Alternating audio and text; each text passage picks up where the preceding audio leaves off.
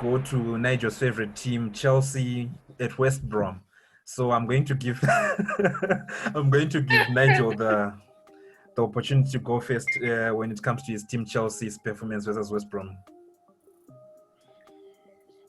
Okay. So for me, I think it's Dow, right? They seem very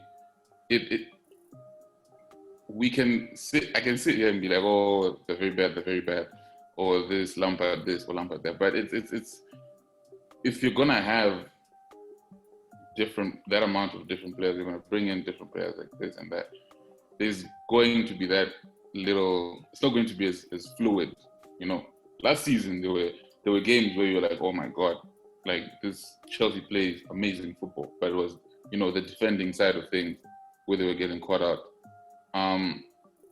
And now it's almost like even going forward, they're kind of not as fluid. And I think it's just now like you have Havertz in there, you have Werner in there, you know, it's been almost changed every week. Havertz plays wide, next week he's playing, you know, somewhere else, and the other week, you know, so it's kind of, it's almost as if Lampard doesn't know where people should be playing at the moment. You know, it's almost as if he's trying also to figure it out, and it's understandable because he needs to find out his best 11. And it also doesn't help that some people are out injured, so he can't get it off, you know, quickly. But I just think that defending will get better, especially once Alonso gets out the team and Chilwell comes in. Thiago Silva, yeah, you know, it happens. But I don't think he's bad. I just think maybe Christensen, maybe over the past, you know, since the league started, I think Joma deserves to sit in there. I think he's been the better one. I don't know why, you know, Christensen gets the nod, but hey. And then Reece James had one of his less impressive games against West Brom, but I think he's good there. So I think over time it will get better. I think against West Brom, you know, you have 2 Alonso goals, like Lampard said, and then you have that slip. You know, that it's not something you can predict. It's not a defensive error or anything.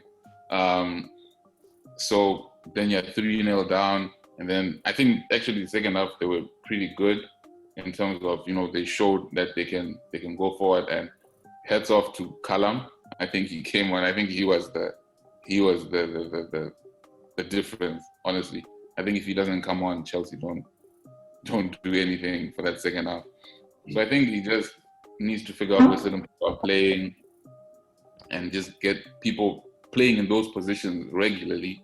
He needs to figure out whether he's going to play Werner out wide on the left side when Christian Pulisic comes back, you know, things like that. And I think Havertz is, I think, down the middle. I don't think he should even be down on that right hand side or the left, wherever he goes. I think down the middle, that's his position. Yeah, but I think with time they'll get better when everybody comes back. I don't think it'll be much of an issue. Basil?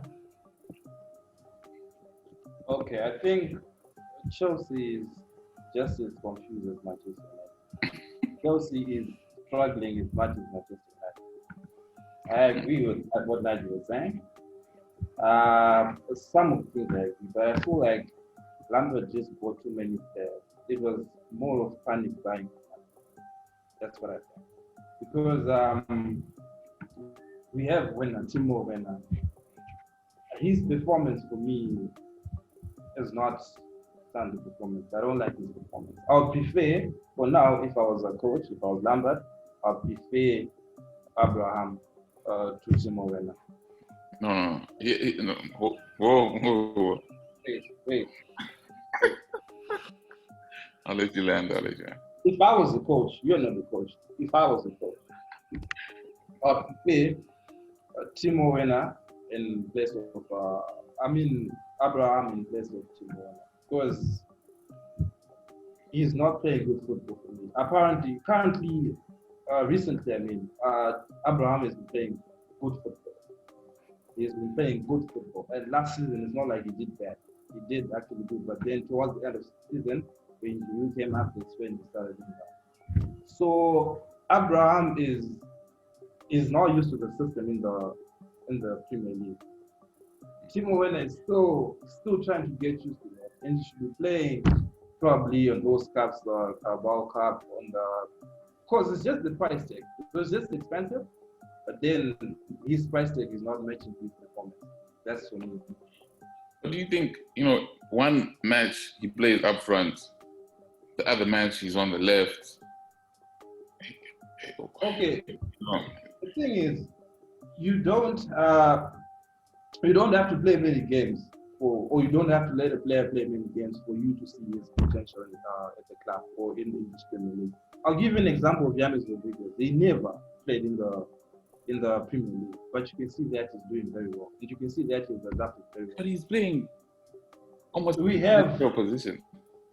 We have Bruno Fernandes. He came and he outshined everyone. But then Timo Werner is, for me, for now, this is known. I wouldn't put him in my team. I would rather put Kaya Vest as striker than put Timo Werner. So listening to you guys talk about this, is one same thing. You guys are talking about the same thing. You're giving the same reasons, and is excuses for Frank Lampard. These are just excuses for Frank Lampard. If I would blame anyone for this draw, because I expected Chelsea to win, it's Frank Lampard. Because the start that we got from Chelsea, I thought it was just an attitude problem. When they got onto the pitch, I think they thought they were too good. They thought they felt entitled when they started playing that game. They felt entitled that they're just going to come here and whip West Brom 6-0.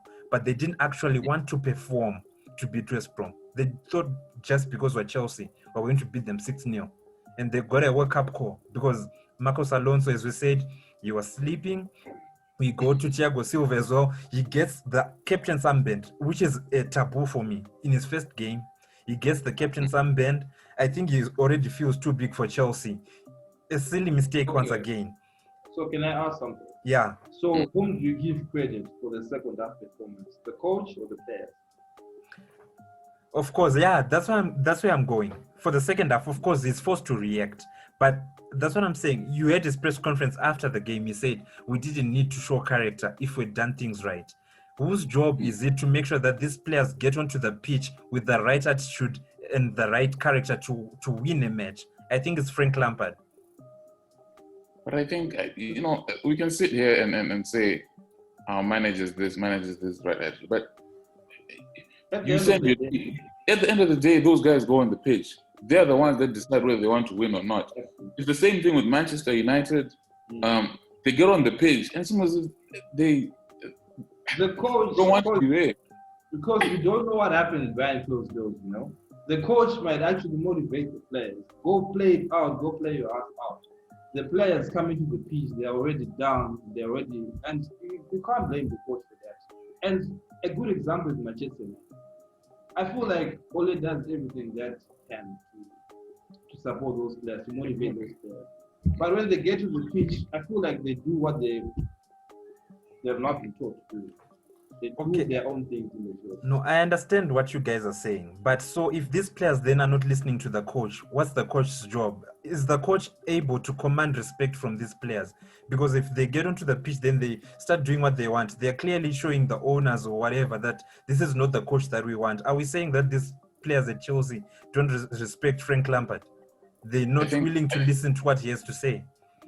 I think that's the difference with managers like Ole Gunnar Solskjaer, Frank Lampard, and managers like Jose Mourinho and Carlo Ancelotti. They know the right buttons to poke when but these guys are new. Frank Lampard started managing 2 seasons ago? Exactly, that's the thing. I get what you guys are saying, that they're new and inexperienced, but that's part of the problem. So is Chelsea, are we the Chelsea fans worth the money to just wait on this guy to learn to be a manager, to learn which buttons to press? If it takes him 6 years, are we supposed to wait for 6 years to get our first Premier League title or what? Because I think someone was just telling me this point the other day, that maybe these Chelsea youngsters, if they had a mentor, an Alex Ferguson or an Arsene Wenger, someone who really knows how to groom young players, this team would perform much better than it can ever do with Frank Lampard. So do we have the right manager in place for these youngsters, or we can go out there and get a better manager? I've always said no. Yeah, I mean, for Chelsea, it's too early to say because Frank Lampard just came in. It's different from Ole Gunnar. It's different from other coaches. Give Lampard time. I'm pretty sure he'll become the next Jurgen Klopp in that league. I'll give Lampard this though. When he has a way, you can see he has a way that he wants to play. I'll give him that. It's visible. You know, it's different from, I think, Manchester United, where it's almost as if they look like they don't have like a way they want to play. You know, they almost look better when they have to defend and go on the counter-attack. You know, Okay. Yeah.